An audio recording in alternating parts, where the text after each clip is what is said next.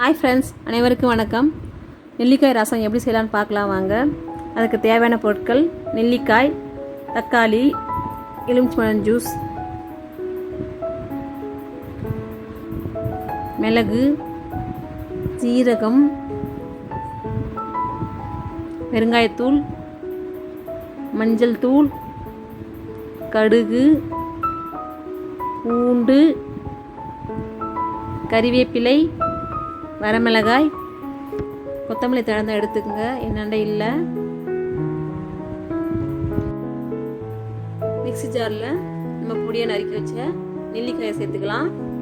அதனோட சீரகம், மிளகு, பூண்டு சேர்த்து நல்லா குறவரன்னு அரைச்சி எடுத்துக்கலாம். நம்ம எல்லாத்துக்குமே தெரியும், நெல்லிக்காயில் விட்டமின் சி அதிகமாக இருக்குது. அதனால் நெல்லிக்காய் ரசம் செஞ்சு குழந்தைங்களுக்கு கொடுங்க. நோய் எதிர்ப்பு சக்தி அதிகமாகும். குழந்தைங்க பொதுவாக ரசம் நல்லா விரும்பி சாப்பிடுவாங்க. நெல்லிக்காய் ரசம் ஒரு முறை செஞ்சு கொடுங்க, நல்லா விரும்பி சாப்பிடுவாங்க.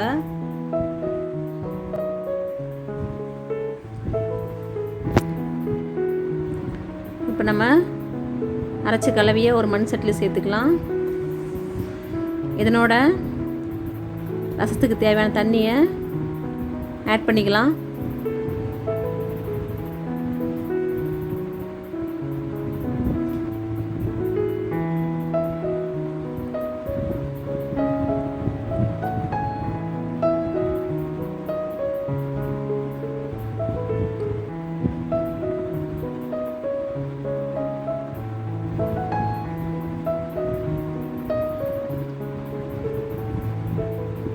ரசத்துக்கு தேவையான உப்பு ஆட் பண்ணிக்கலாம்.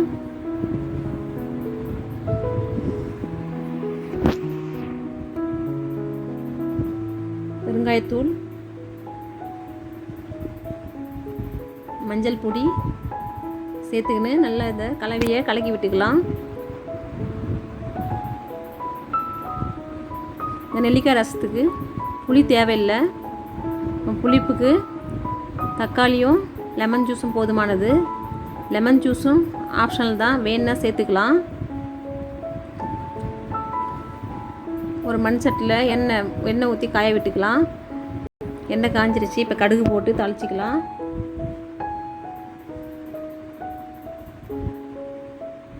வரமிளகாய்,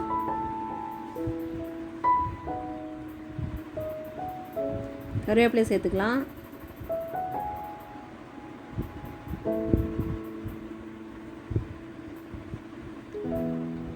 இந்த ரசத்துக்கு தேவையான தக்காளி சேர்த்துக்கலாம்.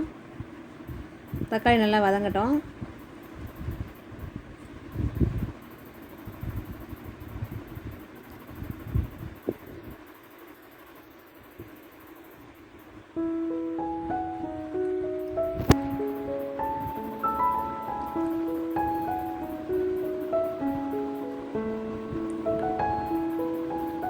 இந்த ஸ்டேஜில் நம்ம ரெடி பண்ண கலவையை இதில் சேர்த்துக்கலாம்.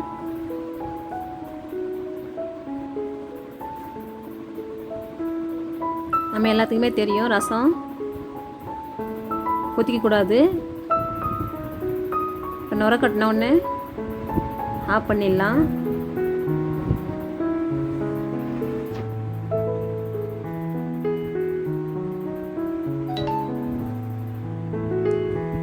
பாருங்கள், இந்த ஸ்டேஜில் நம்ம கேஸ் ஆஃப் பண்ணிடலாம். நான் மண் சட்டி இருந்தால கொஞ்சம் நேரம் கொச்சினே இருக்கும். கொஞ்சம் நேரம் பொறுத்து தான் எலுமிச்சம்பழம் ஜூஸ் விட போகிறேன். நீங்களும் இந்த மாதிரி ரசம் செஞ்சு சாப்பிட்டு ஃபீட்பேக் எப்படி இருக்குன்னு சொல்லுங்கள். இந்த வீடியோ பிடிச்சிருந்தா ஷேர் பண்ணுங்கள், கமெண்ட் பண்ணுங்கள், லைக்